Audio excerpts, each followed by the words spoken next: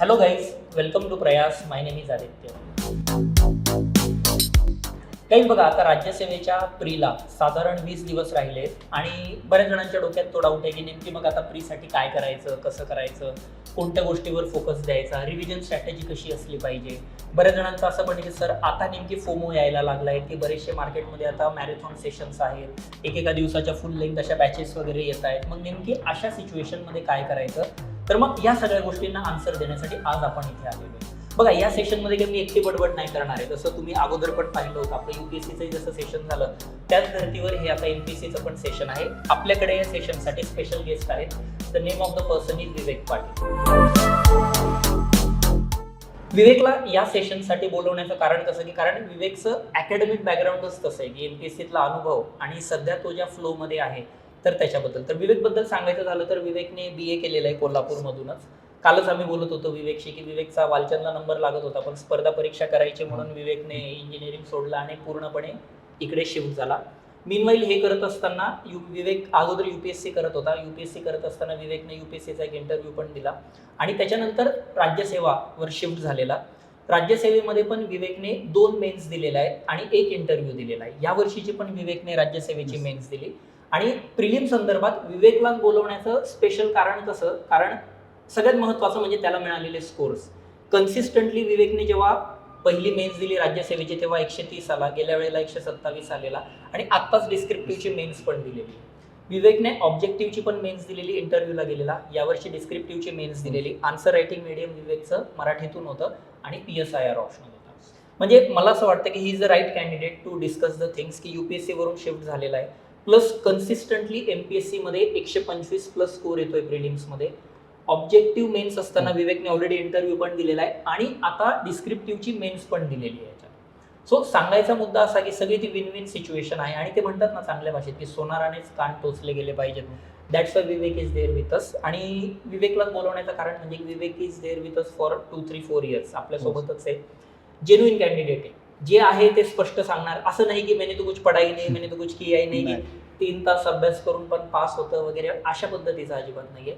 And we R very confident enough की यावेळची जी डिस्क्रिप्टिव्हची men's झाली आहे, बघा तुम्ही इंटरव्ह्यू आणि फायनल लिस्टमध्ये पण लेट्स होप की आपलं नाव असेल. ओके, चलो मग आपण आपल्या आजच्या सेशनला स्टार्ट करूयात. विवेक, की मी काय केलेलं इथे, तुम्ही स्टुडंट जेव्हा काउन्सिलिंगला येतात किंवा आपण जेव्हा मेंटरशिपमध्ये बघतो किंवा कॉम्प्रिहेन्सिव्ह बॅचचे काही स्टुडंट्स आहेत, त्यांनी काही असे जनरल प्रिलिम संदर्भातले काही डाऊट्स जॉट डाऊन केलेले आहेत तिथे. आपल्याला जरा ते प्रॉब्लेम्सवर डिस्कस करायचे की नेमकी इश्यू काय येतो. आणि ट्रस्ट मी की हेच प्रॉब्लेम मोरऑरलेस सगळ्यांचे असते. राधा, तू पण जेव्हा अटेम्प्ट देत होता की हेच प्रॉब्लेम आपण पण फेस करत असतो की कसं करायचं काय. तर मग तू कसं डील केलं या प्रॉब्लेम्सला आणि तुला काय सांगायचं असेल की नेमकी मग आता गोष्टी कशा वर्कआउट केल्या गेल्या पाहिजेत काय. तर 1 बाय 1 आपण आता या गोष्टींना डिस्कस करूयात. सगळ्यात पहिला इश्यू जो येतोय की आता आपलं हे सेशन जेव्हा हे विद्यार्थी बघत असतील, साधारण परीक्षेला 20 दिवस शिल्लक असतील. तुला काय वाटतं की ह्या 20 दिवसांमध्ये काय केलं गेलं पाहिजे आणि नेमकी स्ट्रॅटेजी कशी असली पाहिजे. कारण काय होतं की ह्या पिरियडमध्ये तुलाही माहिती आहे की खूप कन्फ्युजन येतं, खूप सारे व्हिडिओज येतात, कोणीतरी मित्र येतो चहा प्यायला, अरे तू हे पण नाही वाचलं का, किंवा अरे तुला टेस्टमध्ये तर एवढा पण स्कोर नाही येते का. मग तुला काय वाटतं की ह्या 20 दिवसांमध्ये काय केलं गेलं पाहिजे. मला वाटते सर 20 दिवस हेच खूप महत्त्वाचे आहेत, किंवा 1 महिना जो एक्झामच्या अगोदरचा आहे तो खूप महत्त्वाचा आहे. त्यामध्ये आपण काहीच वाचलेलं नाही असं भरपूर वेळा वाटतं आपल्याला की काहीच वाचलेलं नाही मी. म्हणजे पेपरच्या आधी 1 तासापर्यंत तर असंच वाटेल की काहीच वाचलेलं नाही, पण जेव्हा पेपर येईल समोर त्यावेळी आपल्याला हळूहळू ते फॅक्ट आठवत जातील. पण यावेळी या काळात जितकं शांत राहता येईल आणि जे केलंय तेच अजून कसं चांगलं करता येईल त्याच्यावर फोकस केला पाहिजे असं मला वाटतं सर. आणि तेच महत्त्वाचं जाते. जर आपण घाबरून जर राहिलो आणि जे वीक आहे ते स्ट्रॉंग करू असं जर विचार केला तर तसं होत नाही. मग जे स्ट्रॉंग आहे ते पण चुकतात. ओके, असं. मग तुला काय वाटतं की मग या शेवटच्या 20 दिवसांमध्ये कोणत्या विषयांवर फोकस केला गेला पाहिजे की जेणेकरून प्री क्लिअर होईल. मला वाटतं sir polity economics, polity economics sir, polity आणि इकॉनॉमिक्स आणि जॉग्राफी हे सर मला वाटते 45 प्रश्न येतात आणि हेच सर्वात महत्त्वाचे आहे. यापैकी जर आपण 40+ स्कोर घेऊ शकलो तर सर होऊन जातो. त्याच्यानंतर जर हिस्ट्री आहे, सायन्स आहे आणि करंट अफेअर्स यामध्ये सर स्कोर घेणं थोडंसं अवघड जातं राज्यसेवा बघता. त्यामुळे सर यामध्ये ह्या जे स्ट्रॉंग सब्जेक्ट आहेत ह्यामध्ये आपण 40+ घेतलं आणि बाकीचं इकडे जर घेतलं तर ऑलमोस्ट 72 पर्यंत आपण जर नेट बरोबर आलो तर मग कमी जास्त होऊन 65 म्हणजे 130 स्कोर येणं काही अवघड नाही. तुझी असं कशी स्ट्रॅटेजी असायची? म्हणजे आता या तू जसं म्हटला की या 45 क्वेश्चन्स पैकी हो. 40 बरोबर हो. आणायचे आणि उरलेल्या 55 पैकी तुझे साधारण किती बरोबर यायचे? यामध्ये सर माझे 32 बरोबर यायचे, 32 बरोबर ओके, यायचे. म्हणजे मग तुझी 72 हा मी लक्षातच ठेवायचो, 72 एवढंच डोक्यात ठेवायचो. ओके हो ओके, सर. म्हणजे 72 आणि अटेम्प्ट किती असला पाहिजे क्वेश्चन पेपर? मला वाटते सर 95 किंवा 96 प्लसच अटेम्प्ट असावा राज्यसेवेसाठी. ओके ओके, म्हणजे हो. बघा विवेक काय सांगतोय सर. आपल्याला की तुम्ही जर 72 पर्यंत बरोबर आले हो. आणि 95 पर्यंतचा जरी तुमचा अटेम्प्ट अटेम्प्ट असेल असला तरी तर 120 निगेटिव्ह प्लस. जाऊन साधारण आपलं बघा ना, तुम्ही किती 22 एक प्रश्न निगेटिव्ह मध्ये जातात, 22-23 मध्ये. हो, आणि सर. 1/4 जर तुम्ही याच्यामध्ये कॅल्क्युलेट केलं तर 1/4 गेल्यावरती जर साधं जरी कॅल्क्युलेशन केलं तर 65 तरी आपले आरामात येतात. हो येतात. येतात. आणि 65 जर सगळे पॉझिटिव्ह मध्ये गेले तर हा स्कोर तुमचा ऑटोमॅटिकली 130. 130 ला हो. याच्यात येतो. सो सांगायचा मुद्दा कसा की 3 विषय आहेत, ह्या 3 विषयांवर विशेष फोकस करा. हो. पॉलिटी, इकॉनॉमी आणि जिओग्राफी, आणि सायमल्टेनियसली हिस्ट्री, सायन्स आणि सायन्स. करंट अफेअर्स मध्ये किमान 50 किमान, yes, पर्यंत yes. तरी तुमचं हे बरोबर हो. आलं पाहिजे. All right, great. हो. बरं, मग आता हे करत असताना हे शेवटच्या 20 दिवसांमध्ये तुला काय वाटतं, आता हे जे 3 विषय हा. जेव्हा आपण केले पाहिजे की रादर विवेक पण यावरच फोकस हो. करायचा, की किती रिव्हिजन झाल्या पाहिजेत, काय कसं आहे, काय वाटतंय? या मला वाटते की ह्या दिवसात 3 तरी रिव्हिजन झाल्या पाहिजे. त्यामध्ये आपण वेगवेगळे डिवाइड करू शकतो. म्हणजे 10 दिवसात एक होईल, त्याच्यानंतर मग 7 दिवसात होईल, मग 5 दिवसात होईल. असं 20 ते 22 दिवसामध्ये 3 रिव्हिजन होतात. आणि स्ट्रॉंग सब्जेक्टच्या तर 3 रिव्हिजन होणं गरजेचं आहे. तेवढ्या झाल्याच पाहिजे, त्याशिवाय आपला स्कोर येत नाही. कारण काही फॅक्ट आहेत ते लक्षात ठेवणं एवढं आपल्याला पॉसिबल होत नाही. त्यामुळे जेवढ्या रिव्हिजन जास्त करता येतील तेवढ्या करणं गरजेचं आहे. आणि पॉसिबल आहे ते, मी पण करून बघितले ते. बरोबर बरोबर. सर. म्हणजे की साधारण 3 रिव्हिजनचा आपण स्ट्रॅटेजी हो. ठेवू शकतो. हो सर. म्हणजे 7 दिवस, सॉरी 10 दिवस, 7 हो. दिवस आणि 5 दिवस 5 दिवस, असं 22 दिवसाचं 22 होतं. दिवसांमध्ये हे हो, केलं हो. पाहिजे. आता याच्यामध्ये पण एक कन्सर्न असा एक येतो की सर. नेमकी कन्फ्युजन असं आहे की आता लेट्स टेक एन एक्झाम्पल, मी जर इकॉनॉमी उचललं हो. तर मग इकॉनॉमी मधलं नेमकी रिवाईज काय करायचं? त्यासाठी सर मोस्ट प्रोबॅबली आपण PYQs बघितले पाहिजे. PYQ Okay. अनालिसिस एवढं आपला स्ट्रॉंग पाहिजे की हा, हा. आपल्याला माहीतच पाहिजे की कोणत्या टॉपिकवर येतात. आणि तेच थीम परत परत रिपीट करायचं आहे. की सपोज जर लोकसंख्या धोरण 2000 याच्यावर दरवर्षी प्रश्न येतोय तर बरोबर. आपण जाताना तेच करणं गरजेचं आहे. त्यातले पण मध्यावधी किंवा मग दीर्घकालीन किंवा मग तातडीचे असं काही ध्येय आहेत ते त्याच्यावर दरवर्षी प्रश्न आलाय तर आपण अशाच थीम किंवा दारिद्र्यावरच्या जर समिती असतील त्याच्यावर प्रश्न येतोय किंवा पॉप्युलेशन टॉपिकवर 2-3 प्रश्न येतात तर ते करणं गरजेचं आहे सर. जेवढ्या थीम आपल्याला PYQ मधून आपण रेफर केल्यात किंवा ज्या फ्रिक्वेंटली येतात त्याच्यावरच फोकस करणं जास्त गरजेचं आहे. ओके, म्हणजे मग PYQs एकदा हो. आय होप आता 20 दिवस आहेत, सगळ्यांनी हो. पाहिलेच हो, असतील. पाहिले. म्हणजे अपेक्षाच आहे बरं का हो. guys, की हे असं नाहीये की आता विवेक सांगतोय आणि आता PYQ वाचायला घेऊ आणि हे नाही. बघ. म्हणजे तुला काय वाटतं, आता जर PYQ पाहिले नसतील तर मी म्हणेन थोडंसं अवघड काम हो, होऊन खूप जाईल अवघड यामध्ये. काम. आय होप की आतापर्यंत तुम्ही PYQs पाहिले असतील. हो. कारण डे 1 पासून, जानेवारी फेब्रुवारी पासून आपण जेव्हा तयारीला लागतो तेव्हापासून सगळ्यांना माहित असतं PYQs बघायचे. Yes. आणि यार जर आपण आतापर्यंत पाहिले नसेल तर थोडं अवघड काम आहे. सो सांगायचा मुद्दा असा, विषय 3 हो. थीम PYQ वरून, हो. बरोबर. हो सर. पण मग आता हे करत असताना आता बरेच जण म्हणतात की PYQचं अनालिसिस करायचं, अनालिसिस करायचं. काय असतं PYQचं अनालिसिस? म्हणजे बाबा नेमके काय करायचं, त्याचे ऑप्शन्स बघायचे हो. का त्याच्यावरची थेरी परत रिवाइज कर? तू कसं करतो PYQ analysis? मी सर PYQ अनालिसिस करताना हा प्रश्न असेल त्याच्यावर 4 ऑप्शन दिलेले आहेत. तर त्यामध्ये आपण जेव्हा आपण आन्सर की बघतो, आन्सर की MPSC ची बघायची, त्यामध्ये कुठला जर हा ऑप्शन असेल तर हे 3 ऑप्शन असेच सोडून द्यायचे नाही.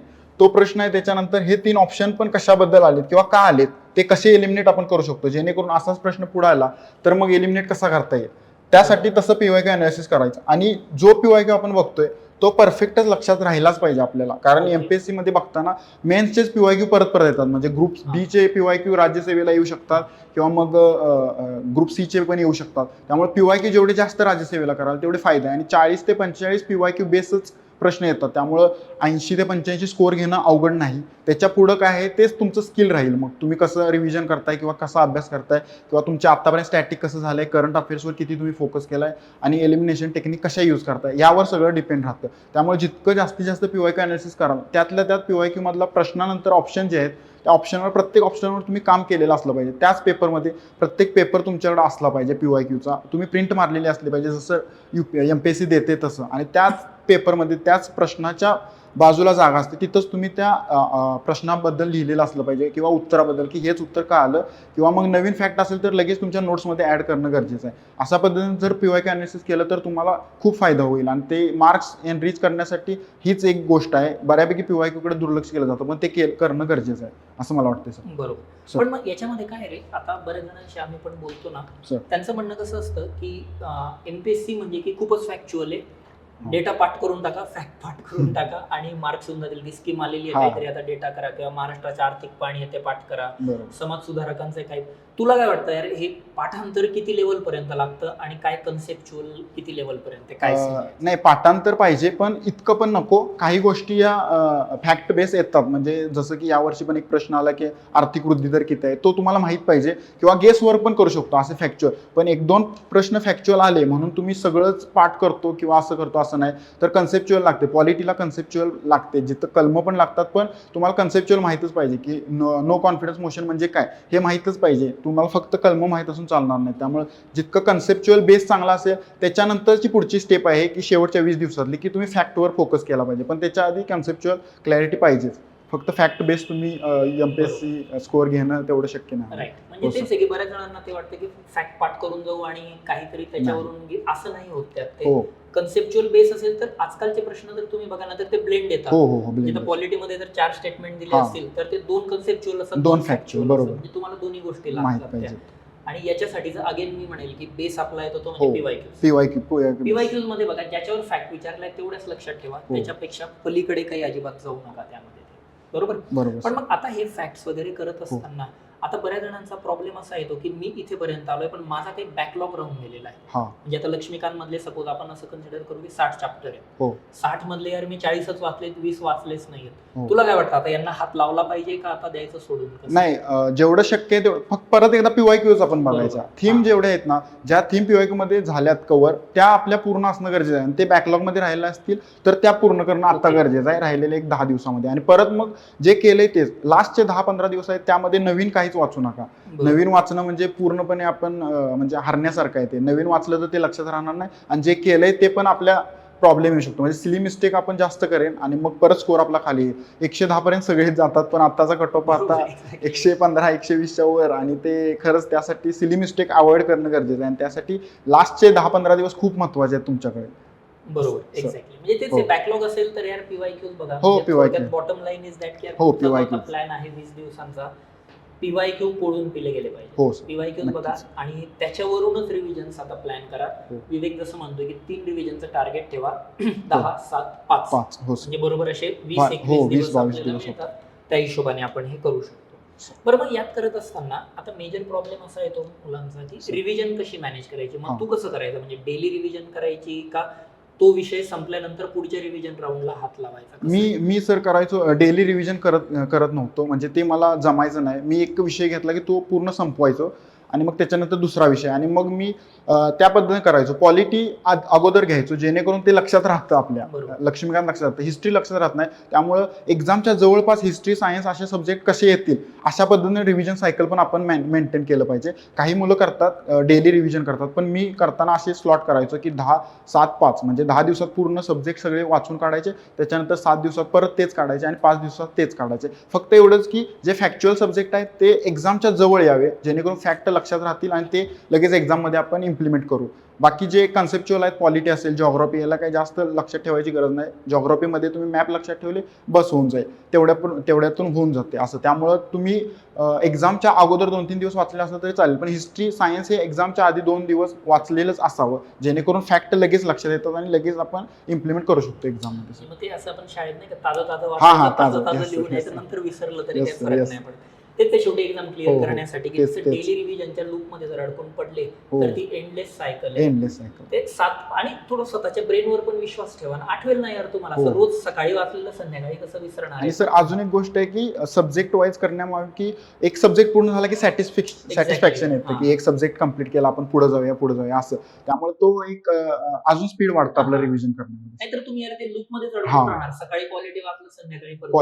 You have to trust your brain.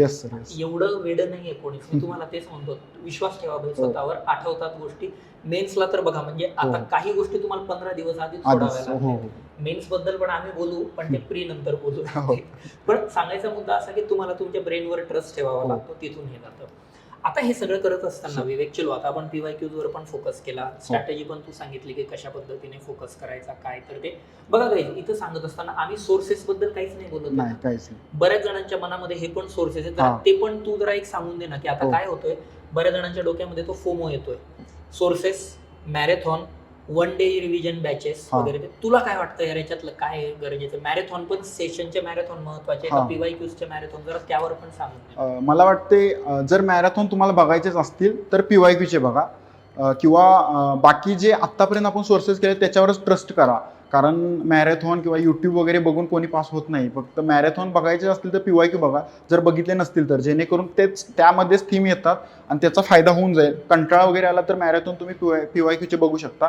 पण बाकी बऱ्यापैकी आपल्या बेसिक जे सोर्स आहेत, लक्ष्मीकांत असेल पॉलिटीसाठी, किंवा मग इतर जे सोर्सेस आहेत तेच आपण परत परत वाचणं गरजेचं आहे आणि त्याच्यावरच ट्रस्ट करणं गरजेचं आहे. तिथंच आपण हायलाईट केलेलं आहे, त्याच्यावर फोकस करा, तेच प्रश्न येतील आणि त्याच्यावरचं उत्तर, आणि लवकर आठवतं, पुस्तक वाचलेलं लवकर आठवतं मॅरेथॉनपेक्षा. पण PYQ असेल तर चांगला आहे. बाकी कुठल्या मॅरेथॉन किंवा मग स्टॅटिक सब्जेक्टचं किंवा कन्सेप्च्युअल असे काही आता करण्यात काय अर्थच नाही. आता काय अर्थच नाही. बरेच जण हे पण विचारतात की सर माझं सायन्स वीक आहे, मग मी 1 डे रिव्हिजन बॅच वगैरे करू का? तू ऐकलं असेल मार्केटमध्ये 500 रुपयाला 700 रुपयाला मिळेल. तुला काय वाटतं, असं 1 डे रिव्हिजन बॅच मध्ये वगैरे काही खरंच या नाही? म्हणजे जर 1 डे रिव्हिजन वगैरे असेल तर मग 7 दिवसात रिव्हिजन करून मग प्री काढणं सोपं आहे, मग तसं होऊ शकतं.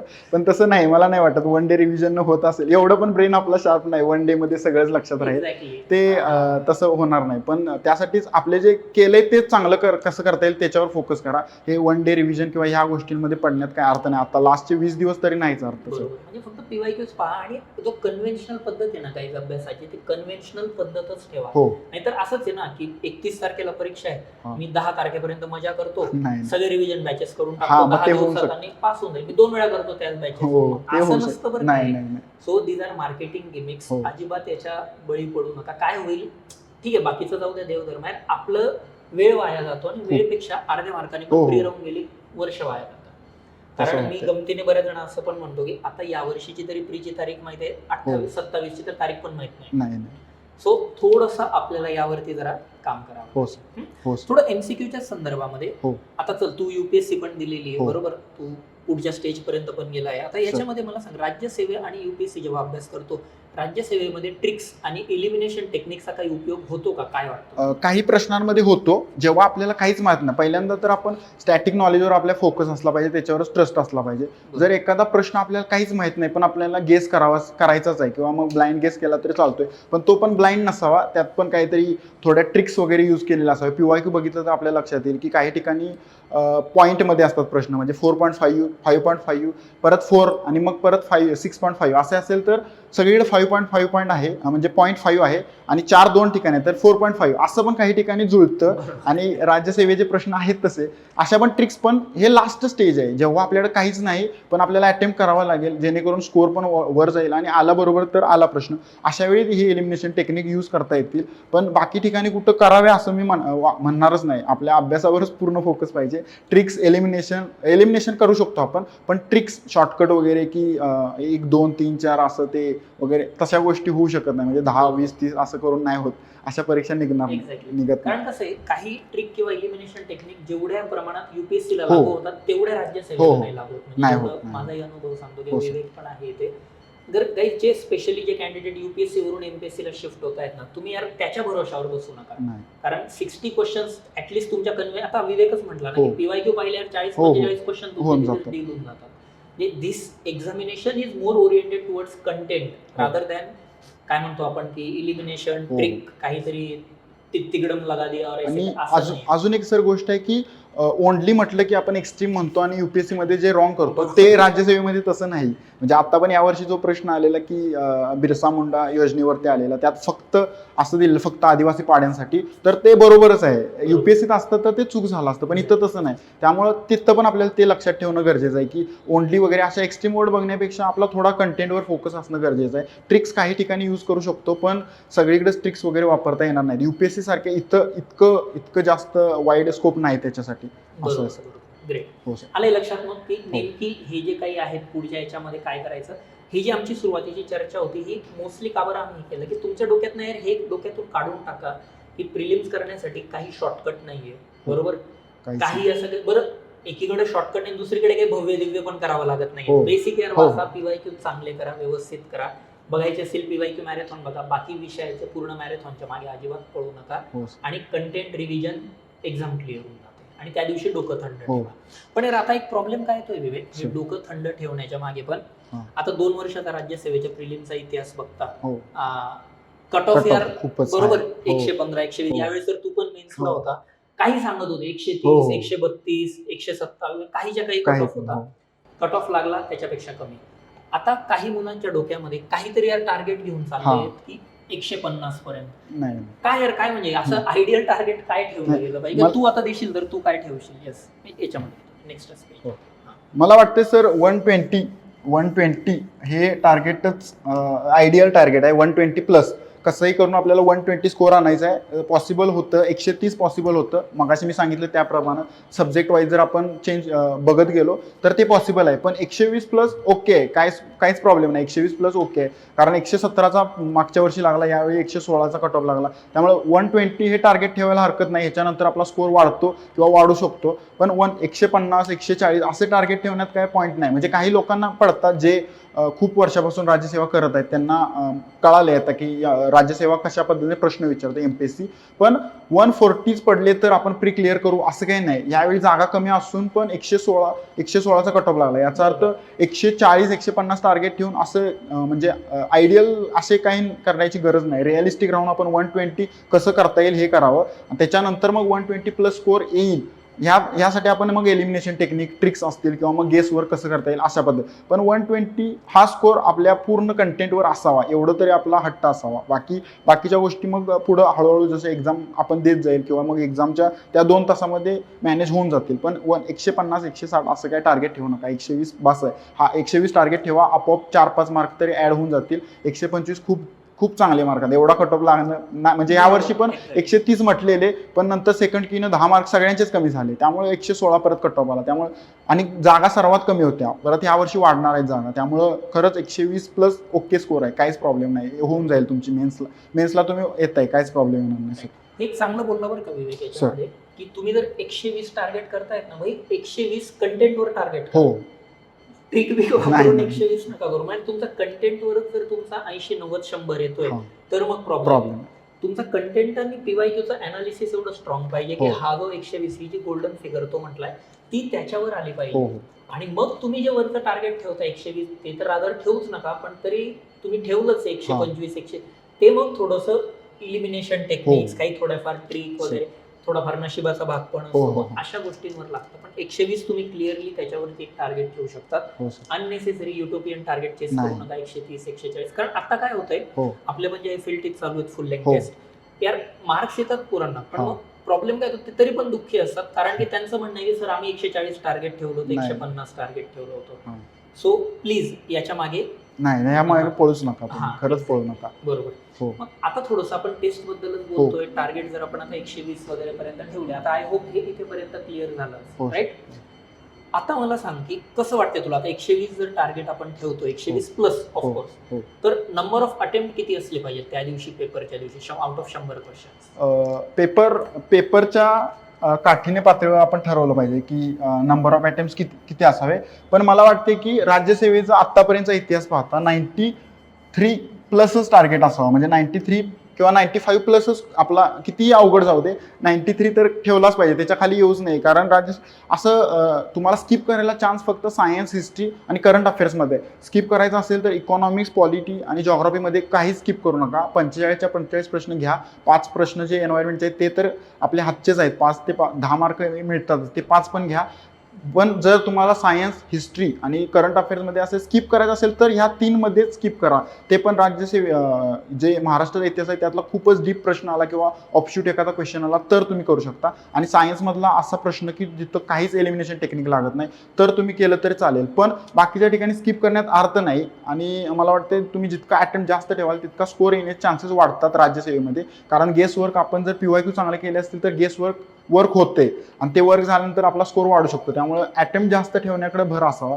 90 किती पण अवघड आला तरी 93च्या खाली येऊ नका एवढं मी सांगेन. आणि जास्तीत जास्त मग 99 किंवा 100 क्रॉस केलं तरी म्हणजे 100च्या 100 सगळे कंप्लीट केले तरी चालते, काहीच प्रॉब्लेम नाही सर. निगेटिव्ह आहे. हो 1/4 आणि निगेटिव्ह आहे, त्यामुळे एखादा ते जरी ऑप्शन इलिमिनेट झाला हो तर मी ते म्हणतो बिनधास्त ठोकून करायचंच द्यायचं. करायचं. एक म्हणजे तुम्हाला काहीच हा. कोणताच ऑप्शन माहित नसेल तर स्किप केला तर हा. चालेल, पण एखादा ऑप्शन एखादा जरी माहित हो माहित असेल, हे ठोकून करावंच द्यायचं. करावंच लागेल. Yes. हो. बरं, मग आता हे जे तू म्हटलं 93 प्लस हो. अटेम्प्ट करायचं, हे एक्झाम मध्ये करायचं, पण त्याच्यासाठी आता सगळ्यांना माहिती टेस्ट द्याव्या हो लागतात, बरोबर? टेस्ट द्या. आता पुढचा महत्वाचा प्रश्न आहे की आता सर. हे जे 20 दिवस आहेत, हा. या 20 दिवसांमध्ये सेक्शनल द्यायच्या काय फुल लेंथ टेस्ट द्यायच्या, काय वाटतंय? नाही, आता मला वाटते आपल्याकडनं आता म्हणजे वेळ कमी आहे आपल्याकडे, त्यामुळे FLT वर फोकस करावा.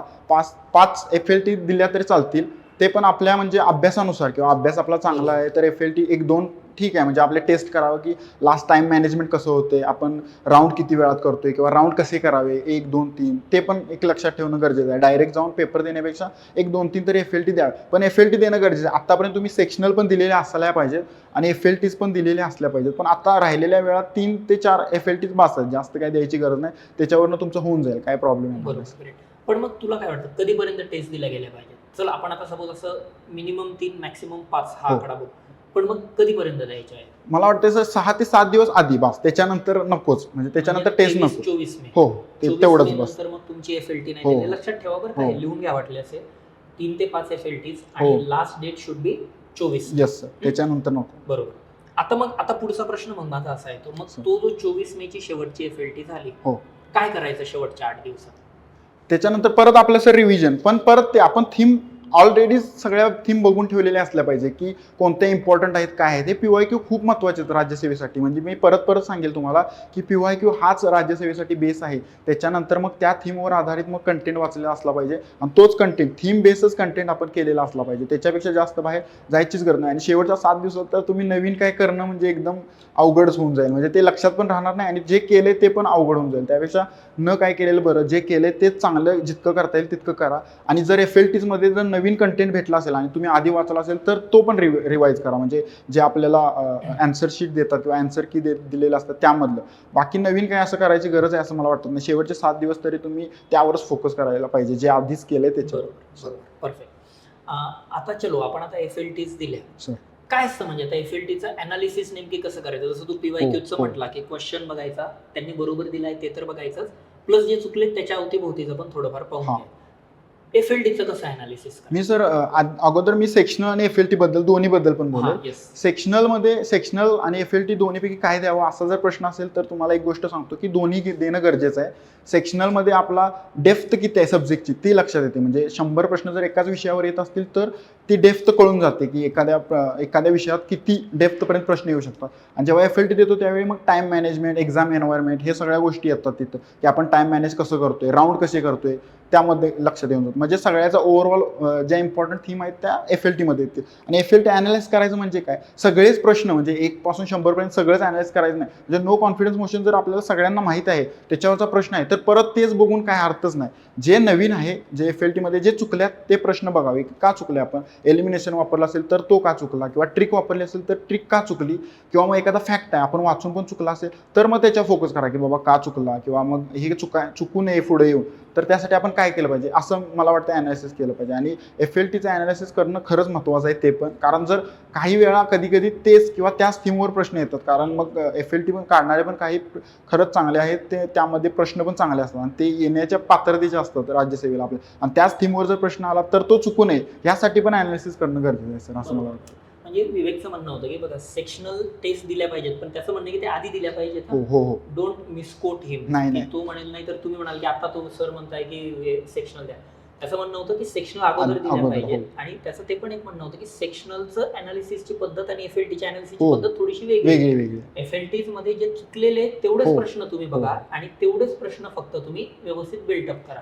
कारण 100 प्रश्न तुम्ही परत करत गेलात तर त्यामध्ये तेवढा वेळ पण नाही आपल्याला, तेवढा वेळ पण नाही. बरोबर. आणि अगेन तेच जसं म्हटल्याप्रमाणे की यार 150-200 काही टार्गेट नका FLTs मधलं, सफिशियंट. आणि डिफिकल्टी लेवल पण बघा. हो, डिफिकल्टी लेवल पण बघितली पाहिजे. कधी असा टफ पेपर आला नाही 120 पण नाही पडत. हो, नाहीच पडत नाही. आणि कधी सोपा आला 140 पण पडतात. सो आपल्या प्रिपरेशनवर भरोसा ठेवा, PYQs ला सोडू नका. सर आता प्रॉब्लेम असा होतोय विवेक, की मी आता अगेन बऱ्याच जणांना तेच की आम्ही मोटिवेट करून करून थकलो, की प्रॉब्लेम काय FLTs मध्ये लो स्कोर आला ना यार, की हा. मग ते एकदम डाऊन फील करायला लागतात आणि डाऊन फील करायला लागल्यामुळे पुढे टेस्टच देत नाही. तुला नाही. काय वाटतं बाबा, हे काय आता याला? नाही, असं असं असं तर केलंच नाही पाहिजे. पहिल्यांदा तर ते ऍक्सेप्ट केलं पाहिजे की आपला स्कोर कमी आलाय. त्याच्यानंतर मग ते अनालिसिस केलं पाहिजे की का कमी आला आणि मग त्याच्यावर आपण काम करणं गरजेचं आहे. डायरेक्टच टेस्ट स्किप करणं किंवा टेस्टच बंद करणं हा खरंच उपाय नाही त्याच्यावर. कारण मग तुम्ही स्वतःला टेस्टच करत नाहीत, मग डायरेक्ट तिथं जर पेपर आला मग ते एक्झाम प्रेशर आपण हँडल करू शकणार नाही.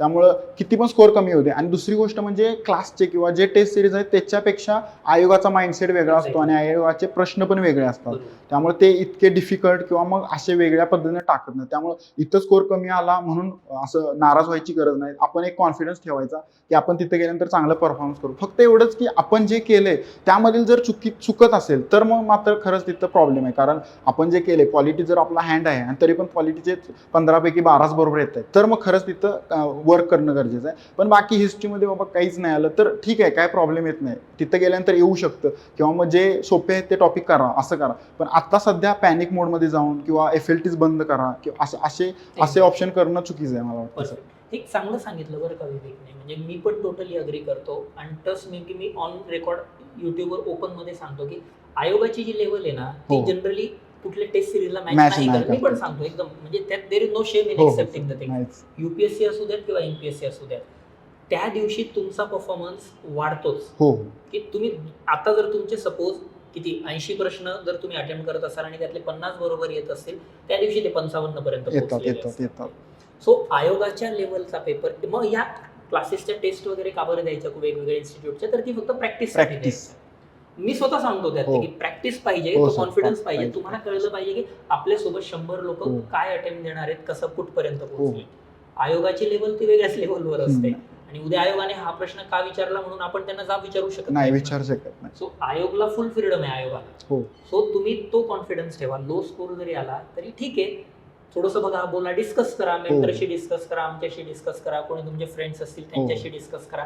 मित्राला तोच पेपर सोडवायला द्या. बघ बाबा तुला कसा येतोय, ही एक महत्वाची गोष्ट आहे. बरोबर आहे की नाही, की मला कमी आला बाबा, तुला हो. दोघांना कमी आला तो चलो मग अच्छी बात आहे. हा, मग त्याला चांगला आला तर मग कळायचं की हो. आपल्याला काहीतरी प्रॉब्लेम आलेला आहे, तो त्यामध्ये एक चांगलं आहे. हो सर. चलो मग आता दॅट इज गुड, की म्हणजे पेपर यार स्किप तर अजिबात करू नका. नाही नाही, स्किप करण्यात पॉइंट गेला आणि शेपूट राहिला हो. नाही. 3 ते 5 पेपर आपल्याला द्यायचे हो. शेवटचे, तर ते दिले गेले पाहिजे.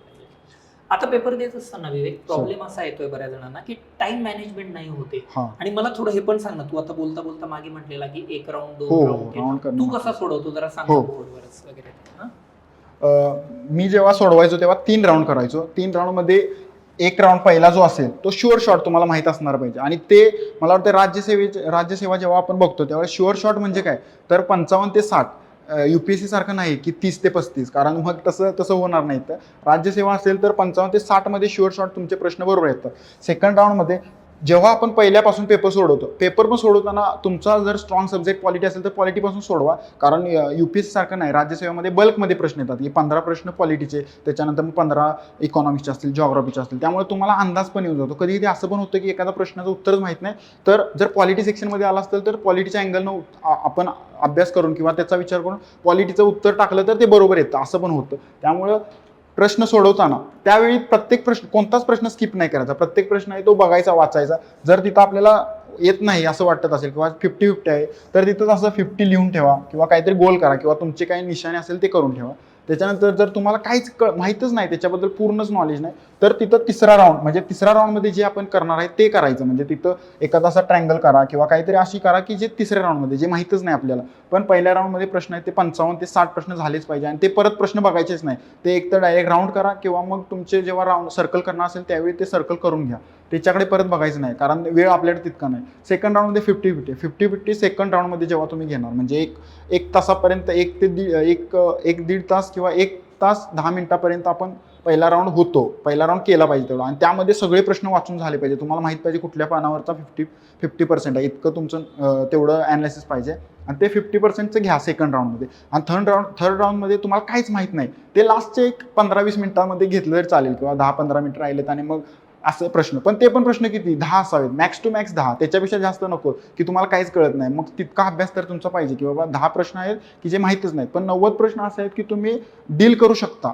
10 प्रश्न राहिलेत की डील नाही करताय ते काहीतरी गेसवर करा किंवा काहीतरी असं करून करू शकता, म्हणजे ट्रिक्स वापरा, एलिमिनेशन वापरा किंवा PYQ बेसमध्ये कुठं आलाय का प्रश्न तर त्या पद्धतीने. पण राऊंड करताना मात्र 3 करा, असं डायरेक्ट असं वेड्यासारखं पहिल्यापासून शेवटपर्यंत सगळंच प्रश्न आलेच पाहिजे किंवा एखादा प्रश्न आलाय आणि मग तो थांबा इथंच, मग 10 मिनिटं त्यालाच घालवा, मग पुढचे सोपे प्रश्न मग गडबडीमध्ये सिली मिस्टेक होऊ शकतं. त्यामुळे जेवढं येतंय तेवढं पहिल्या राऊंडमध्ये सोडवायचं, सेकंड राऊंडमध्ये 50% घ्यायचं आणि थर्ड राऊंडमध्ये तुम्ही काहीच माहीत नसलेलं प्रश्न घ्यायचे, पण ते पण 10 पेक्षा जास्त नसावे एवढं एक आपली अपेक्षा असावी. तेवढ्या पद्धतीने तुमचा अभ्यास असणं गरजेचं आहे. असे राऊंड केले तर भारी म्हणजे चांगलं होऊन जाईल तुमचं मार्क्समध्ये सर. आणि या राऊंडला असं वेळेचं नियोजन कसं करायचं सांग ना. पहिला राऊंड हा सर, हे मला वाटते सर, म्हणजे मी करायचो 1 तास 10 मिनिटं पहिला राऊंड घ्यायचो, त्यामध्ये सगळे प्रश्न वाचून होतात, 50 ते 60 प्रश्न सोडवून होतात. त्याचे राऊंड सर्कल केले तरी चालतील, नाही केले तरी चालतील, पण एवढे तर डील होतात. त्याच्यानंतर राहिलेला एक 30 मिनिटं आहेत आपल्याकडं.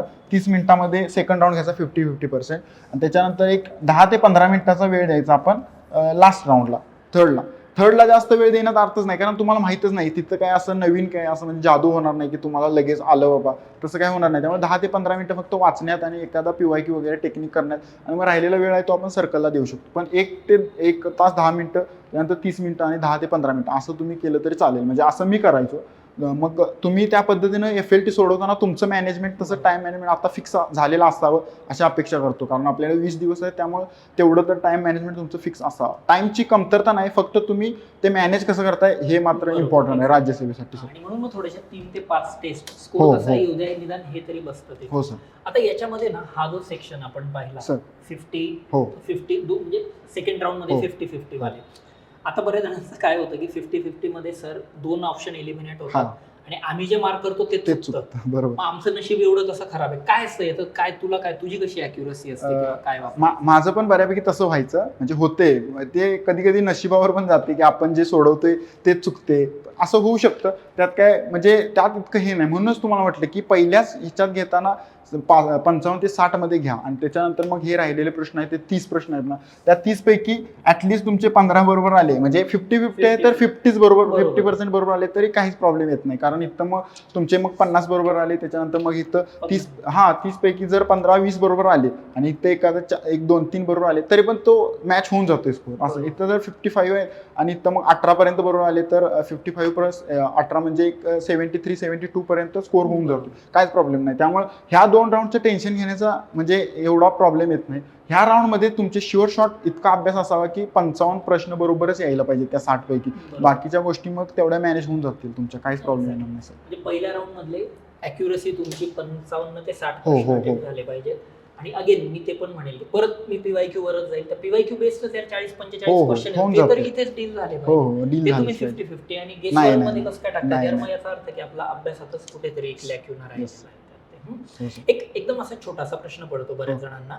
ते काय करतात, आधी पूर्ण पेपर घेतात, आन्सर्स मार्क करतात आणि हो. शेवटच्या 15-20 मिनिटांमध्ये गोळे भरतात. हो.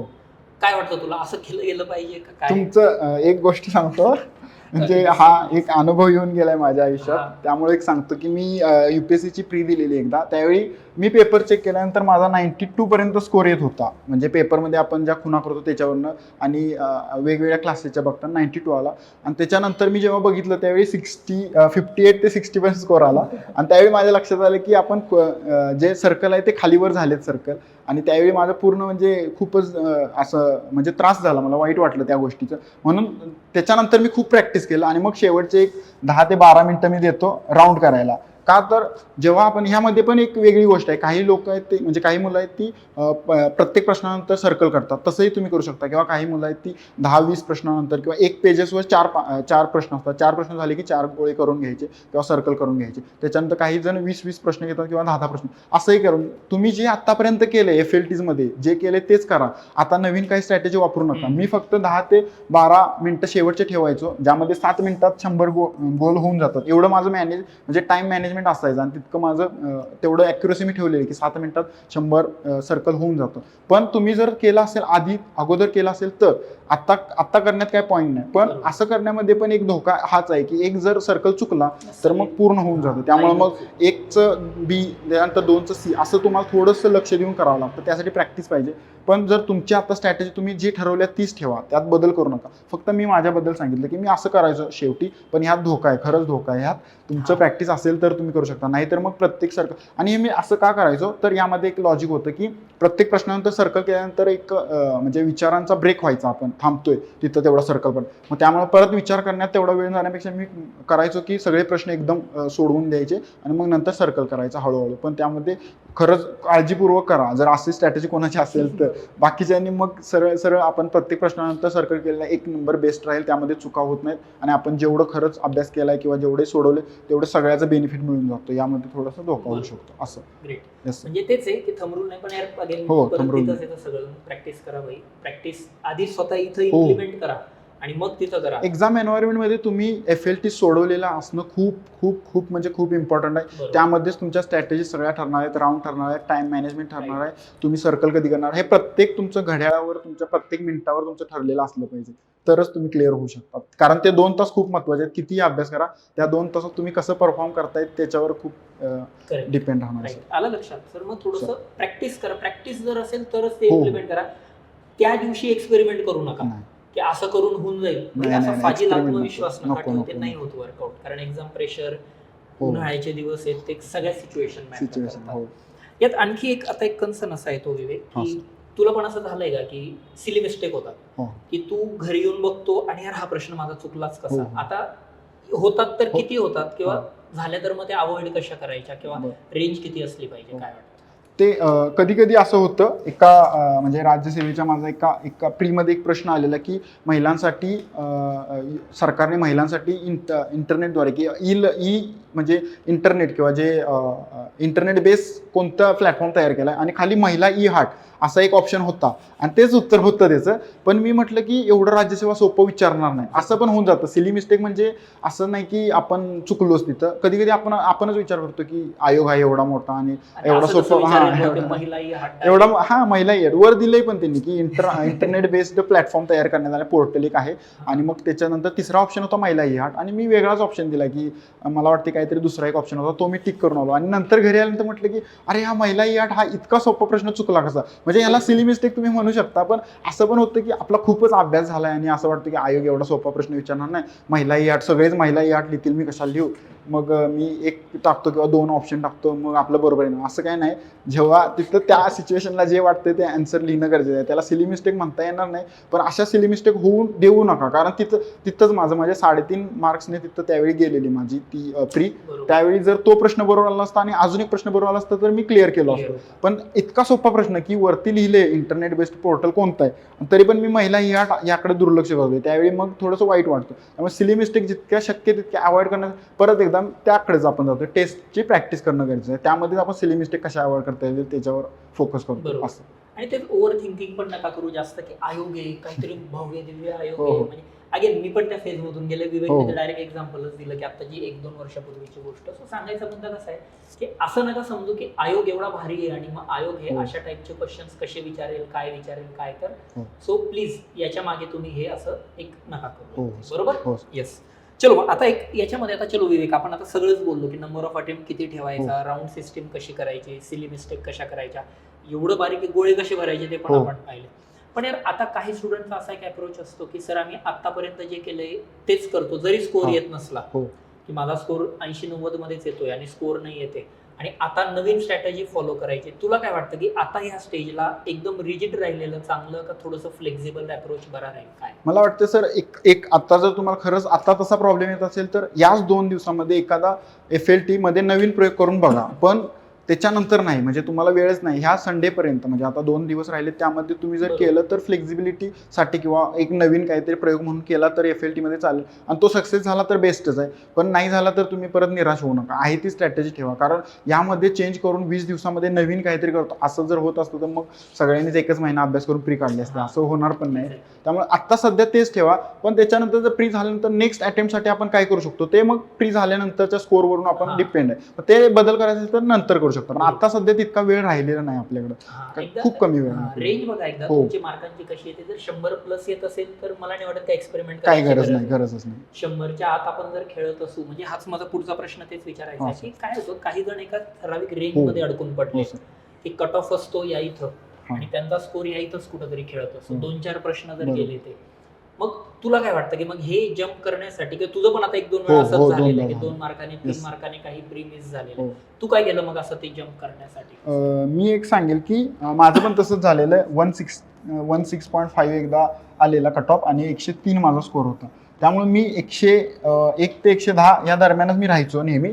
त्यामुळं त्याचा तोटा एक होतोय की कट ऑफ म्हणजे त्याच्यानंतर आपल्या आयोगाची एक पद्धत आहे राज्यसेवेची की first answer key, second answer key किंवा मग final answer key. First answer कीमध्ये आपला स्कोर येतो 110 आणि मग सेकंड अँसर कीने येतो 100 किंवा 100च्या आत येतो आणि कट ऑफच 101 लागतो. आणि त्यावेळी मग आपल्याला वाटतं की यार आपण काय करतोय किंवा काय असं. आणि आता तर डिस्क्रिप्टिव्ह असल्यामुळं फर्स्ट अँसर कीला स्कोर आला तर लगेच अभ्यास करायला चालू करतो आपण. आणि जर आलाच नाही स्कोर आणि सेकंड अँसर कीमध्ये वाढला तर काय, मग त्यावेळी पण अभ्यास राहतो आपण. असं ह्या वर्षी झालेलं आहे, कारण बऱ्यापैकी सगळे 130 प्लस म्हटले बरोबर. आणि स्कोर 116 आला. मग 116 ते 130च्या दरम्यानच्या मुलांनी काहीच अभ्यास केला नाही, कॉम्पिटिशनमधून आपण बाहेर जातोय. त्यामुळं मी म्हणतो की 120 हेच टार्गेट ठेवा, आपल्या कंटेंट बेस ठेवा. जर आपण स्टक झालो असेल, सध्या स्टक झालो असेल तर थोड्याशा ट्रिक्स वापरा. ट्रिक्स किंवा मग PYQ बेस एलिमिनेशन कसं करता येईल ते बघा, किंवा मग थीम्स आहेत ना ज्या चुकत असतील आपल्या त्या बघा. पण मला वाटते की स्टक होणं हे स्वाभाविक आहे, पण त्याच्यापेक्षा मार्क्स कसे घेता येतील आपले पुढचे जे प्रश्न चुकतायत किंवा आपण 110 पर्यंतच का थांबतोय ते थोडंसं बघितलं पाहिजे. आपल्या FLTs मधून किंवा मग PYQ मधून बघितलं पाहिजे की का होते. जर थीम्स तुमच्या चुकत असतील तर त्याच्यावर काम करा. जर बाकी गोष्टी चुकत असतील तर त्या पेपर वेळी वर्क होऊन जातात. म्हणजे बिलीव्ह मी, मी पण आता मेन्स लावतो त्यावेळी मला अगोदर 1 तासापूर्वी काहीच आठवत नव्हते फॅक्ट, पण जसं पेन चालवायला सुरू करतो आपण तसे लगेच म्हणजे गृह मंत्रालय आठवून जाईल तुम्हाला, किंवा मग NFHS म्हणजे काय कळून जाईल, किंवा WHO रिपोर्ट लगेच फट आठवत जातं. त्यामुळे एवढं टेन्शन घ्यायची गरज नाही. स्टक असेल आत्ता सध्याचा वेळ हा कमी असल्यामुळे आपण ह्यात प्रयोग करणं शक्यच नाही. पण जर स्टक असेल तर टेन्शन घेऊ नका, होऊन जाईल, पुढे होऊन जाईल. किंवा मग अटेम्प्ट वाढवून जर स्कोर येतोय ते थोडंसं मॅनेज करून कॅल्क्युलेशन करून तसं पण होऊ शकतं. पण आता त्यावर विचार करून पॅनिक होण्यात काय अर्थ नाही. जेवढं तुम्ही शक्य आहे तेवढं तुमच्या अभ्यासावर फोकस करा सध्या, असं मला वाटतं सर. बरोबर. होऊ शकतं म्हणजे आपण मेन एक्झाममध्ये जेव्हा एक्झाम देतो आपण त्यावेळी होऊ शकतं, म्हणजे 5-10 मार्क्स वाढतात. स्टक होते म्हणून आपण त्याचा विचार करत राहिलो तर मग परफॉर्मन्स परत डाऊन होण्याची बरोबर. शक्यता आहे सर. असं आणि तेच आहे की तुम्ही स्टक कोणत्या रेंज मध्ये होतायत ते बघा. हो, 120-130 मध्ये स्टक येत तर यार मग कशाला चांगली tension गोष्ट आहे घेतायत ना? ती. हा. चांगली गोष्ट. 100-120 मध्ये जर तुम्ही हा. स्टक होतायत किंवा मी म्हणेन 90 ते 110 मध्ये हो, जर हो. तुम्ही स्टक होत असाल तर जसं विवेक पण म्हटलं यार कंटेंट वाढवा. हो, कारण content वाढवा. कंटेंट बेस्ड एक्झाम आहे. हो. यामध्ये काही ट्रिक एलिमिनेशन नाहीये. नाही. UPSC ला वेगळं लॉजिक लागतं, MPSC ला कसं यार मग कुठेतरी कंटेंटला आपण हो. कुठेतरी कमी पडतोय. हो सर. आणि 90च्या खाली असेल तर गाईज मग थोडंसं व्यवस्थित आपली स्ट्रॅटेजी बदला. जसं हो. विवेक म्हटलं की अटेम्प्ट वाढवा, हो. PYQचं अनालिसिस वाढवा वगैरे या पद्धतीने करा. मला असं वाटतं की मग ही जी रेंज आहे ना 90 ते 110 मध्ये, इथं थोडंसं स्मार्टली खेळून हो. आपले स्ट्रेंथ विकनेसेस Yes. बघून आपल्याला ते काम करावं लागेल. 110-115 प्लस असेल तर काहीच लोड घेऊ नका. त्या दिवशी परफॉर्मन्स हो, तसा होऊन जाईल. होतोच त्यामध्ये. चलो चांगली गोष्ट. म्हणजे मग थोडासा अप्रोच फ्लेक्झिबल, पण तुम्ही असंच बघा की जर 110-115 प्लस येत आहेत, तुम्ही काहीच हो. एक्सपेरिमेंट करू नका. त्याच्या खाली असेल किंवा या स्टक होतोय आपला जस्ट कट ऑफच्या वर मागे आपण खेळतोय, तर जसं विवेक म्हटल्याप्रमाणे आताची जी 10 तारखेची टेस्ट असेल संडेची वगैरे, तुम्ही एक्सपेरिमेंट करून बघा. हो, हो. वर्कआउट झाला, वेल अँड गुड. नाही झाला परत आपले go back to the basics हो, आणि PYQs तेच. आणि कंटेंट मेंटेन या पद्धतीने आपण गेलो. हो. चलो वेल अँड गुड. सर. हे थोडंसं झालं GS बद्दलचं. हो. सीसॅट तसं बघायला गेलं की मार्क्स तर येतात, हा. पण यार तरी पण काही जणांना डाऊट आहे की सीसॅटचं काय आहे. हा. आता शंका अशी आहे काही जणांच्या मनात की MPSC UPSC सारखा मेन्सचे पेपर पाहिले हा. बऱ्यापैकी हो, थोडेसे same. UPSC ला अलाइनिंग हो, होते. आलाय ना.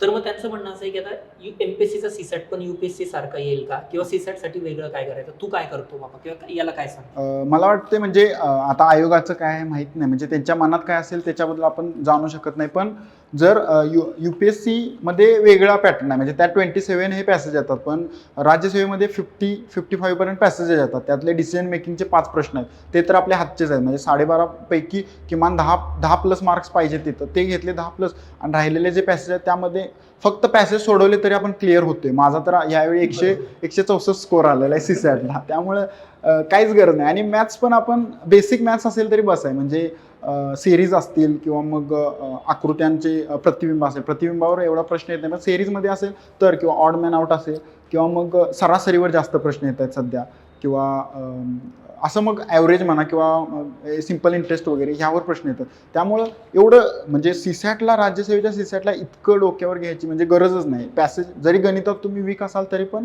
पॅसेजवरून क्लिअर होऊ शकतं. आणि डायरेक्ट असा ऑफशूट डायरेक्ट पॅटर्न बदलतील असं मला वाटत नाही. पण जरी बदलला तरी पण खूप अवघड करतील असं पण मला वाटत नाही. आणि मराठी भाषा असल्यामुळे आपल्याला काहीच प्रॉब्लेम येत नाही. UPSC मध्ये थोडं कसं इंग्लिश आणि हिंदी असल्यामुळे प्रॉब्लेम येतो, पण मराठीमध्ये म्हणजे MPSC मध्ये मेन म्हणजे मराठीत असल्यामुळं सीसॅटला प्रॉब्लेम येण्याची शक्यता नाही. आणि डिसिजन मेकिंग असल्यामुळे ते 10 मार्क्सचा ऍडव्हान्टेज आपल्याला आहेच, ऑलरेडीच आहे 10 मार्क्सचा ऍडव्हान्टेज असं. म्हणजे काही खूप लोड घ्यायची गरज गरज नाही. नाही. जरी UPSC पॅटर्न प्रमाणे जरी सीसॅट झालं, UPSC मध्ये 27 ते 30 क्वेश्चन हो. पॅसेजेसचे असतात. हो. ते हिंदी इंग्लिश मध्ये असतात. हा. इथे 30 पॅसेजेस तुमचे मराठी इंग्लिश मध्ये असतील. मराठी वाचा, 30 पैकी 25 जरी बरोबर आले तरी तुमची 66 हो. मार्क आपले क्लिअर होतात. So don't worry about it. वेळ वाया घालवू नका. अगेन आणि वाटलंच तर या संडेला टेस्ट हो. बघा सीसॅटची, सर. हो जात आहे काही लोड. ऑलराईट. हो. आता हे टेस्ट बद्दल झालं. आता मी थोडंसं सब्जेक्ट स्पेसिफिक येतो की हे जे 3 विषय आहेत हा. की यार त्यांनी फार वाट लावली आहे हो. आजपर्यंत. सगळ्यात पहिलं म्हणजे करंट अफेअर्स, करंट अफेअर्स, दुसरं म्हणजे सायन्स Science. आणि तिसरं म्हणजे हिस्ट्री. हिस्ट्री. हो. मी आधी करंट अफेअर्सवर येतो. हा. तुला काय वाटतं आता या 20 दिवसांमध्ये करंट अफेअरचा काही सोर्स काय आहे, कसं ठेवला पाहिजे किंवा काय, आणि रिव्हिजन कशी करायची त्याची काय? मला वाटतं सर काही जण मंथली करतात, मंथली मॅगझिन करतात, वेगवेगळ्या क्लासेसचे येतात किंवा काही प्रकाशनचे येतात ते करतात. काही जण आहेत ते 6 माही करतात आणि काही वार्षिक करतात. मी पर्सनली वार्षिकी करायचो, म्हणजे इयरली करायचो. कारण इयरली केलं तर काय होते की त्या क्रीडा संदर्भात असतील तर त्यातल्या ज्या महत्त्वाच्या आहेत, जे येणारच आहेत पेपरला, त्या थीम कव्हर केलेल्या असतात. जर तुम्ही मंथली करत असाल तर त्या महिन्यातल्या झालेल्या प्रत्येक गोष्ट त्यात कव्हर केली जाते आणि तितक्या त्या गरजेच्या नाहीत. म्हणजे राज्यसेवेला तुम्ही जर बघितलं तर करंट अफेअर्समध्ये पुरस्कार केले म्हणजे जर ऑस्कर केला, त्याच्यानंतर नोबेल केला, पद्म पुरस्कार केले तरी बस आहे. म्हणजे यातनं 3 ते 4 प्रश्न होऊन जातात. ज्ञानपीठ पुरस्कारवर 1 प्रश्न होऊन जातो. किंवा मग इंडेक्सेस असतील, इंडेक्सेस GDI, HDI किंवा GII यामध्ये 1 प्रश्न होऊन जातो असं.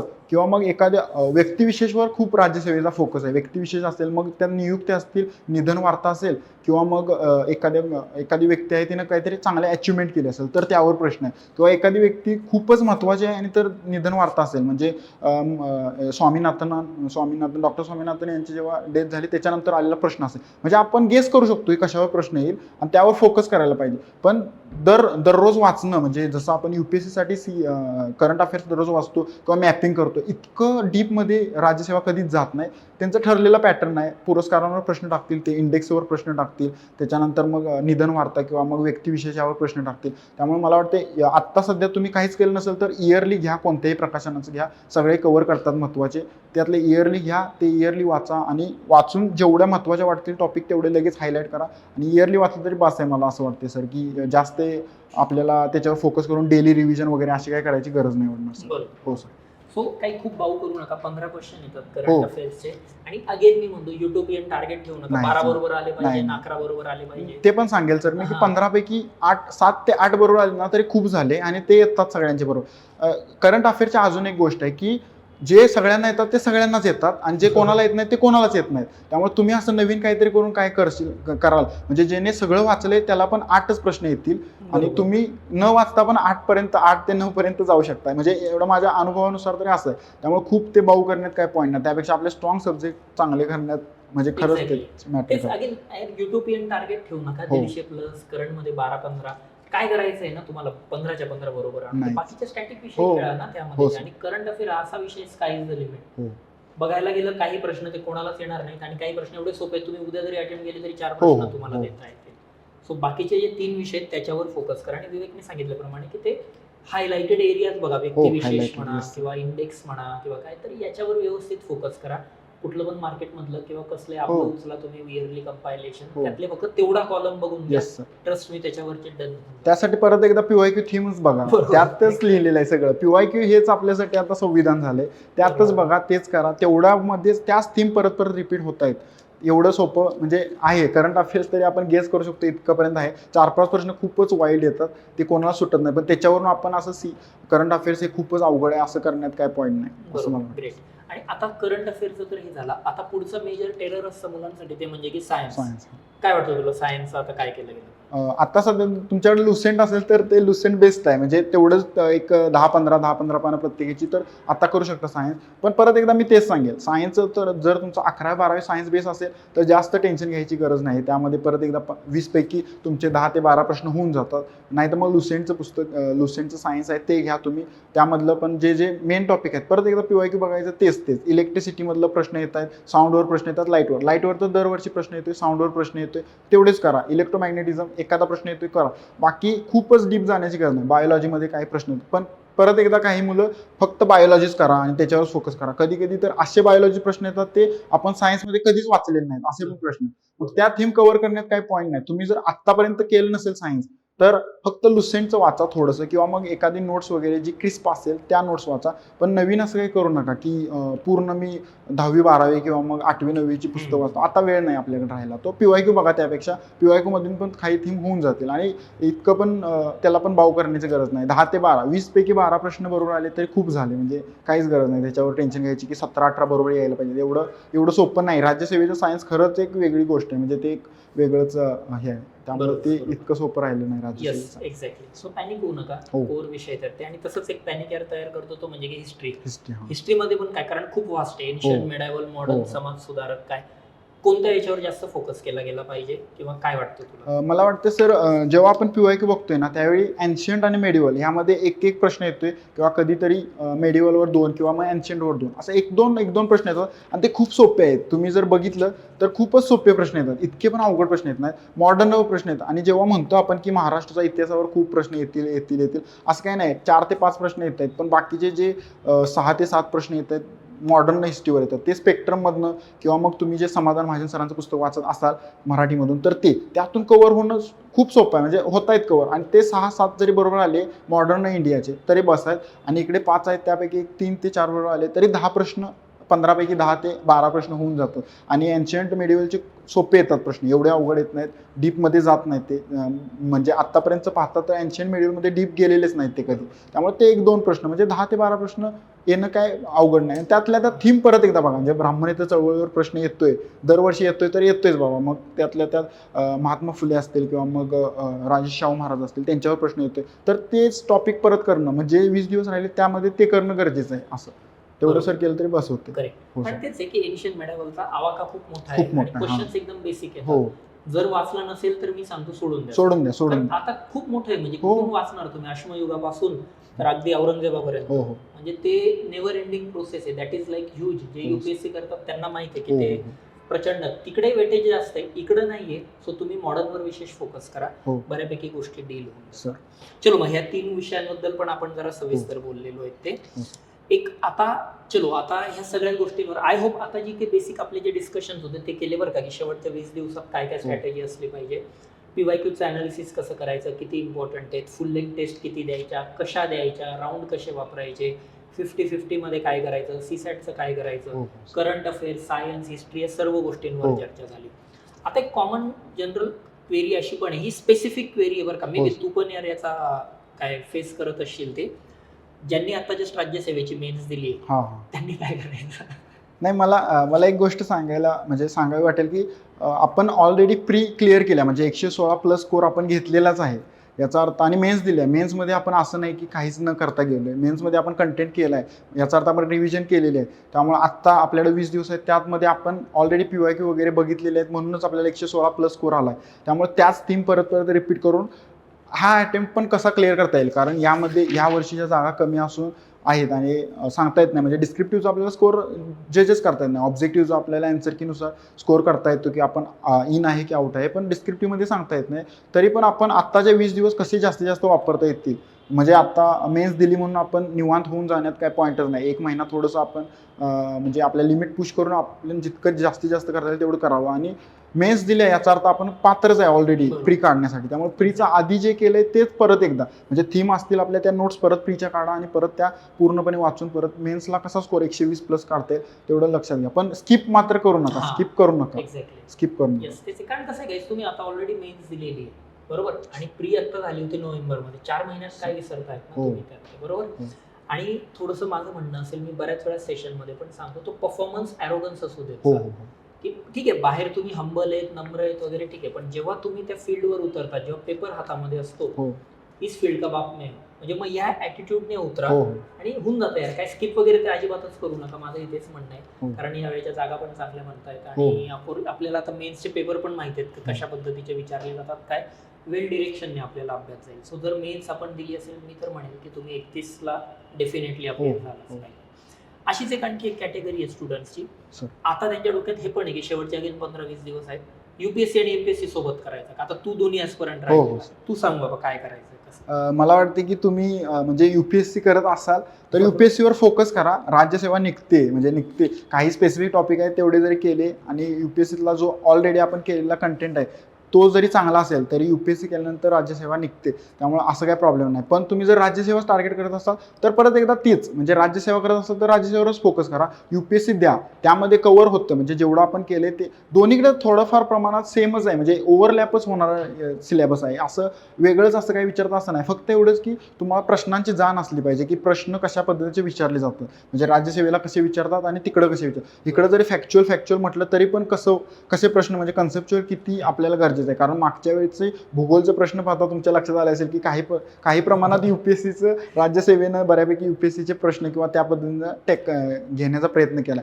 त्यामुळं ही करू की ती करू याच्यापेक्षा, कारण मेन्स आता सेमच झाला, त्यामुळे तुम्ही दोन्ही पण द्या. फक्त टार्गेट काय करायचं हे तुमच्या डोक्यात असावं, फक्त एवढं डोक्यात असावं, त्या पद्धतीने अभ्यास करा. ओव्हरलॅपिंग टॉपिक दोन्हीकडे होणारच आहे, त्यामुळे एकदाच करून टाका. फक्त सेपरेट टॉपिक आहे ते तेवढ्या दिवसात कव्हर करायचे सेपरेटली, असं एवढं केलं तरी होऊन जाईल. दोन्ही पण एक्झाम ट्राय करा की निघू शकतात तुम्हाला. बरोबर. सो बेसिकली जो एक फोकस आहे तो एकच फोकस ठेवा, दोन दगडांवर पाय ठेवू नका. अटेम्प्ट दोन्ही द्या, बरोबर. पण त्यात पण फक्त मी थोडंसं एक डिस्क्लेमर लावेल, तुम्ही ते पण बघा की तुमच्या युपीएससी मध्ये किती अटेम्प्ट झालेले आहेत. तेच मी पण हे सांगणार होतो की तुम्ही जर 25+ असाल आणि तुमचे अटेम्प्ट बाकी आहेत तर तुम्ही द्यायला काही हरकत नाही. पण तुम्ही आता नवीन असाल आणि तुम्हाला वाटते की त्यापेक्षा राज्यसेवा द्यावी तर मग राज्यसेवेवर फोकस करा. एक दोन अटेम्प्ट स्किप केले तरी चालतील युपीएससी. राखून ठेवू शकता. Limited limited attempt. तर थोडं दोन दगडांवर पाय नका ठेवू, जे कराल ते व्यवस्थित करा, बरोबर. अटेम्प्ट बघा किती शिल्लक आहेत, काय कसं काय, त्यावरून तो कॉल घेतला गेला पाहिजे. ऑलराईट. चलो मग आता सगळं विवेक व्यवस्थित आहे बरं का. की आता चलो, आता मी एक ऍस्पिरंट आहे, मी सगळं ओके मध्ये करतोय, PYQ करतोय, टेस्ट देतोय, स्कोर येतोय, मला काहीच होत नाही. पण यार तू पण या फेज मधून गेलाय, मी पण या फेज मधून गेलोय, की कितीही आपण भारी असू देत, किती 4 मेन्स देऊ दे, 50 मेन्स देऊ दे, परीक्षेच्या 15-20 दिवस आधी ते वेगळीच अँक्झायटी येते ती. म्हणजे मी म्हणतो की वाचलेलं कधी कधी आठवत नाही, जसं तूच आता म्हटला, किंवा मेंटल फटीग येतो, एकदम असं बर्नआउट झाल्यासारखं वाटतं. कॉन्सन्ट्रेशन आपलं लॅप्स होतं की मी दिवसभर लायब्ररीमध्ये बसतोय, असं फक्त लक्ष्मीकांत समोर ठेवलेलं आहे, एंड ऑफ द डे फक्त 5-7 पानं वाचून होतं. आणि आपण स्वतःवर डाऊट घेतो की अरे मी आधी दिवसभरातून त्याचे 100 पानं वाचायचो, आज काय होऊन गेलंय ते. किंवा ते पिअर कॉम्पिटिशन येतं, त्यात ते प्रेशर जास्त येत जातो, कॉन्फिडन्स डाऊन होत जातो, मोटिवेशन कमी होत जातं. काय याला कसं डील करायचं, म्हणजे हे सगळे प्रॉब्लेम मी एकाच हेडच्या खाली घेतोय. सर मला वाटते की तुम्ही आपण जे केलाय अभ्यास त्या प्रोसेसवर ट्रस्ट ठेवणं गरजेचं आहे. म्हणजे हे 20 दिवस फक्त तुम्हालाच नाही, म्हणजे सगळ्यांना. मी पण आता मेन्स देऊन आलोय तरी पण मला टेन्शन आहे की आता जाऊन करायचं काय नेमकं. ह्या थीम्स माझ्याकडे आहेत, त्यामुळे मला एवढं टेन्शन येणार नाही की त्या थीम्स घ्यायच्या PYQच्या, त्याच्यावरच प्रत्येक PYQ म्हणजे थीमनुसार अभ्यास करत जायचं आणि स्कोर तितका वाढत जातो किंवा वाढू शकतो आपला. पण टेन्शन येणं हे नॉर्मल आहे, म्हणजे शेवटच्या 20 दिवसात तर अँझायटी येते आणि तुम्ही वाचले ते म्हणजे लक्षातच राहत नाही. माझं तर कधी कधी असं होते की मी लक्ष्मीकांत माझं पूर्ण वाचून फाटले, म्हणजे 2018ची त्याची आवृत्ती आहे ती फाटले पूर्ण, परत मी त्याला बाइंडिंग केले. तरी पण ते जेव्हा आपण संसदेचा टॉपिक उचलतो तेव्हा परत वाचतं की यार परत हेच वाचायचं आहे आपल्याला. पण वाचायचं आहे, कारण तुम्हाला स्कोर पाहिजे असेल तर वाचावंच लागेल. आणि ते एक डोक्यात ठेवा, फक्त एवढंच की निगेटिव्हिटीपासून दूर राहा, स्वतःला परत मोटिवेट करा. सकाळी उठल्यानंतर थोडंसं चालणं वगैरे किंवा म्हणजे देवाची पूजा वगैरे अशा गोष्टी करणं, म्हणजे ज्यातून रिलॅक्सेशन होते त्या गोष्टी करत राहा. त्याच्यानंतर जास्त पिअर कॉम्पिटिशन एक गोष्ट आहे, म्हणजे जे आपण करतो की त्याला 130-140 येत आहेत आणि मला 110वरच येत आहेत, तर मग काय होईल माझं, परत पुढे जाऊन अवघड होणार, तोच आता कॉम्पिटिशनमध्ये. असं काही नाही, तुम्ही स्वतःवर विश्वास ठेवा. कधी कधी तुम्ही केलेल्या थीम्सच पेपरमध्ये आल्या आणि तुम्हाला जास्त मार्क्स पडले तर असं पण होऊ शकतं, आणि त्याच्या थीम्स आल्या नाही तर त्याला मार्क्स कमी पडतील, असं पण होऊ शकतं. त्यामुळे ह्या गोष्टी सगळ्या तुम्ही कशा मॅनेज करताय, हे लास्टचे 20 दिवस खूप महत्त्वाचे आहेत. ह्यामध्येच तुम्ही कळणार आहे की तुम्ही 1 वर्ष केले त्याचा फायदा झाला की तोटा. तुम्ही जे केलेलं आहे ते पूर्णपणे वेस्ट जाऊ शकतं जर तुम्ही अँझायटी वगैरे यामध्ये राहिलं. आणि ओव्हर थिंकिंग, म्हणजे मला आठवतच नाही म्हणून ओव्हर थिंकिंग करून 2 तास घालवण्यापेक्षा आठवत नाही तर ठीक आहे, पुढचा टॉपिक घेऊन बरोबर. 3-4 टॉपिक जास्त करण्यात पॉईंट आहे, म्हणजे ते तुम्हाला जास्त मार्क्स देऊन जाईल. असं एन्झायटी घेऊन किंवा बर्नआउट होऊन किंवा थकला असाल पण एक 20 दिवस अजून थोडंसं हे करा. प्री निघाल्यानंतर तुम्हाला खरं सांगतो, मेन्सला जेव्हा आपण जातो ते एक वेगळा कॉन्फिडन्स असतो त्या लिस्टमध्ये येण्याचा, मेन्स देण्याचा किंवा मेन्स लिहिण्याचा.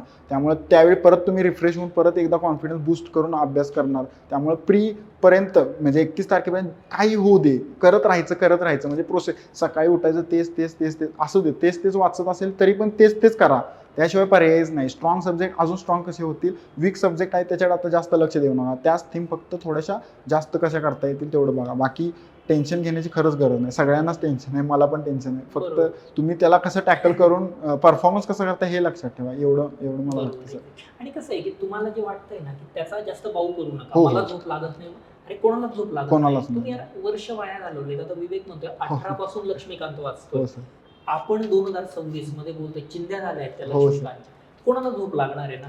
नाहीच. आणि जवान पोरं आहेत यार आपण, काही होत नाही. काही 2-4 नाही. दिवस नाही झोपलं ना काही प्रॉब्लेम नाही. पहिलं म्हणजे डोक्यातून काढून टाका, बेडवर जातो मला झोप लागेल का 4 वाजेपर्यंत हेच चालतं. असं नका एक करू. गोष्ट सांगेल मी की CAPFची माझी फिजिकल होतं त्यावेळी 5च दिवस बाकी होते MPSCच्या प्रीसाठी, आणि मला वाटलेलं की गिव्हअप करू, कारण निघणारच नाही, जाऊन नुसतं एक्झाम देऊ, झालं तर झालं, नाही तर नाही. पण जेव्हा मी पेपरला बसलो त्यावेळी मी डोक्यात ठेवलेलं की सगळे प्रश्न अटेम्प्ट करायचे, किती अवघड होते. कारण अवघड गेला तर पेपर आपण कॉम्पिटिशनमधून बाहेरच आहे, आणि सोपा गेला तर आपण अटेम्प्ट कमी करून पण बाहेरच आहे. त्यापेक्षा सगळंच अटेम्प्ट करायचे, म्हणजे जेवढं शक्य आहे तेवढं अटेम्प्ट करायचे, शांत राहून करायचे, किती टेन्शन नाही. 5 दिवस असून पण मी 130+ स्कोअर घेऊन शकलो, म्हणजे तितका माझा बेस होता. मग तेवढाच तुमचा बेस आहे, टेन्शन घेऊन परत तो बेस आहे तो खराब करू नका. खरं सांगतो, जितकं तुम्हाला शक्य आहे तितकं आत्ता करा. टेन्शन तर घेऊच नका, काहीच घ्यायची गरज नाही, टेन्शन घ्यायची गरज नाही. Exactly. आणि तेच आहे की आणि थोडं पॉझिटिव्ह गोष्टींबद्दल विचार करा ना की हो. त्या दिवशी प्री गणल्यावर किंवा नापास हा. झाल्यावर आयुष्य कसं खराब होईल हा विचार करण्यापेक्षा मी म्हणतोय तुम्ही असा विचार करा की 31 मेचा पेपर झाल्यावर मेन्सला किती पुढे आणखी हो, कसं हो, करताय. See the brighter side of the coin. हो. असं की निराशावादी चित्र तयार करण्यापेक्षा की अरे यार मी जर नापास झालो तर आता सगळंच संपेल आणि मग आता पुढं कसं. मी म्हणतो त्यापेक्षा उलट असं करा की अरे 31 मेचं झाल्यावर जेव्हा 1 जूनला आम्ही चर्चा करू, जेव्हा तुम्ही आम्हाला भेटायला याल की आता सर पुढचं चर्चा म्हणजे आता हो. ही पॉझिटिव्हिटी असली हो. पाहिजे. सो चांगल्या गोष्टींचा विचार करा, पिअर कंपॅरिझन करू नका, तुमच्याकडे PYQs आहेत, युटोपियन टार्गेट ठेवू नका. आणि त्रास होत असेल ना ठीक आहे, अँझायटी होते, सगळ्यांनाच होते, त्याचा बाऊ करू नका, 4 वेळा गोंजारू नका तेच गोष्ट. हो. आणि जसं विवेक म्हटलं की तुम्हाला जे चांगलं वाटतंय ते करा ना. हो, हो. चालतंय, कोणाला देवपूजा करायला आवडते, कोणाला काही थोड्याफार रील्स बघायला आवडतं, बघून घ्या. मेंटल रिलॅक्सेशन ठेवा. हो.